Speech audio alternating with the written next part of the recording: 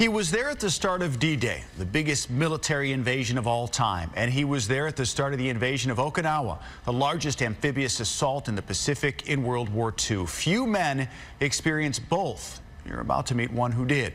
Paul Meinke has his story that's making Chicago proud. He wears his veteran's cap with great pride. It reveals when he served, but not where.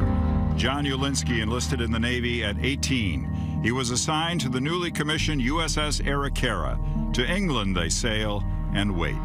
The skipper, he turned around and he told the fellas, he says, well, one of these days we're going to go into something very, very big. We didn't know what, but we knew it was going to be something big. The skipper was right. The Okinawa was at Omaha Beach for the start of D-Day. Its job as a seagoing tug was to quickly remove anything that got in the way of the Higgins boats, loaded with young men bound for the beach. Under heavy enemy fire, many did not make it. As these Higgins boats are going in, and you see going down, it's hard. It's hard. But there's nothing you can do. You still have that picture in your mind, don't you? But after a while, you get in your senses and say, hey, buckle up, you got a job to do. John remembers the sea shaking from the thunder of guns. He remembers pulling bodies from the water. After 2 weeks at Omaha, the Okinawa is sent to other invasion points in southern France, the Mediterranean, and then the Pacific for the invasion of Okinawa. That's when you had time to think and you say, I'm not going to go through this all over again, am I? The answer was yes. Okinawa was brutal.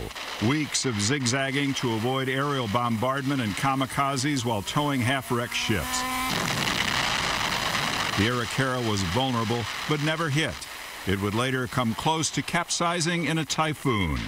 John Ulinski lived all this at 19. How are you? How you doing, John? Good to see you. He is 94 now, sharp as a tack, funny, and says his has been a long, wonderful life. His longevity, he believes, is the product of good genes and his favorite adult beverage. He often talks to school groups. His message, learn about the past, and you'll better appreciate what you have today. It's a message not just for kids. The best way to have an enjoyable life, sit down and have conversation with people. It doesn't cost you anything. I learned from you and you learned from me. It's like a textbook going back and forth. Thank you for the education.